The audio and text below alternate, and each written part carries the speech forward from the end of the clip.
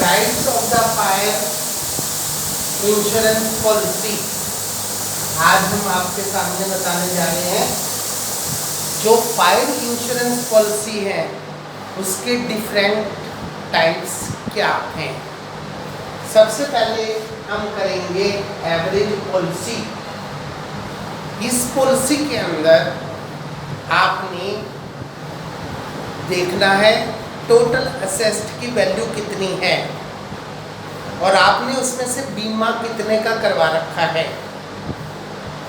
तो लॉस होने पर आप लोगों को जो क्लेम मिलेगा उस क्लेम को निकालने का मेथड क्या होगा। सपोज करो आपकी असेस्ड है 60,000 रुपये की और आपने इंश्योरेंस करवा रखा है 40,000 रुपये का और ये 20,000 रुपये की वो राशि है जिसका आपने इंश्योरेंस नहीं करवा रखा। तो आपने इसको दो टुकड़ों में बांट दिया, जितने अमाउंट का आपने इंश्योरेंस करवा रखा है और जितने अमाउंट का आपने इंश्योरेंस नहीं करवा रखा है। और एक्चुअल में लॉस हुआ हमारा 30,000, तो आपको क्लेम मिलेगा 2:1, यानी कि 30,000 इंटू 2/3 आपको क्लेम 20,000 रुपये का मिलेगा। जो हमने बीमा करवा रखा है वो राशि और जितने का बीमा नहीं करवा रखा वो राशि, उन दोनों के बीच में रेशियो निकाला जाएगा। टोटल लॉस होने पर 30,000 इंटू 2/3 ये आपको लॉस के पैसे इंश्योरेंस कंपनी से मिलेंगे।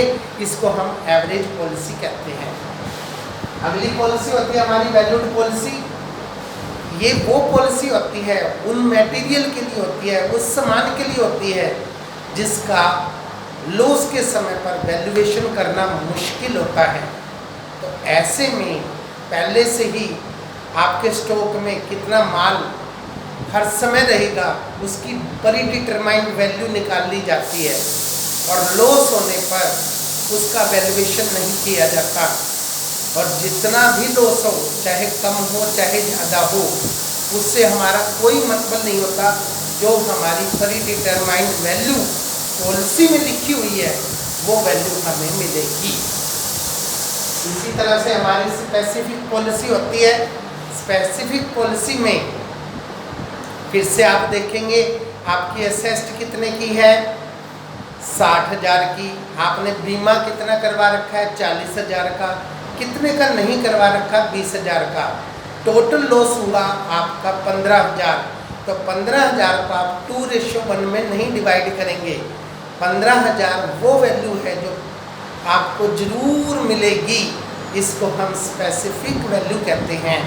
तो यहाँ पर आपको 15,000 इंटू 2/3 10,000 नहीं मिलेंगे, टोटल 15,000 मिलेंगे। इसे हम स्पेसिफिक वैल्यू कहते हैं।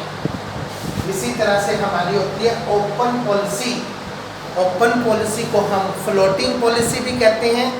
जब आप करंट असेस्ड और फिक्स असेस्ड दोनों को मिलाकर दोनों की एक इकट्ठी पॉलिसी खरीदते हो, ज्वाइंट पॉलिसी खरीदते हो, उसे हम फ्लोटिंग पॉलिसी कहते हैं, ओपन पॉलिसी कहते हैं।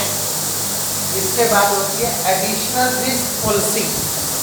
एडिशनल रिस्क के अंदर हम पॉलिसी के अंदर ये मेंशन करते हैं कि हमारे यहाँ इतने रुपए का स्टॉक हर समय अवेलेबल रहेगा 5 लाख रुपए का, उसकी आपने पॉलिसी खरीद ली।